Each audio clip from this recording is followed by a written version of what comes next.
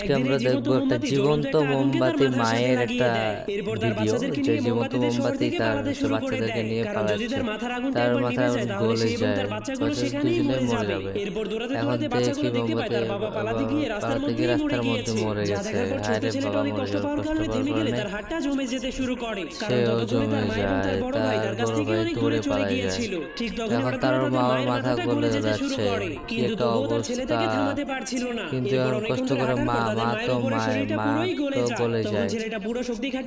তার মাকে কদম নিয়ে যেতে বলে, কিন্তু যেতে পারে না, কারণ সেও বরফে জমে যায়। বড় ছেলেটা মাথা নিচু করে মৃত্যুর জন্য অপেক্ষা করে। কিন্তু হইতেছে তার পেটের মধ্যে গরম অনুভূতি করে। ছোট ভাই আগুন নিয়ে চলে আসছে, এখন দৌড় দিবে।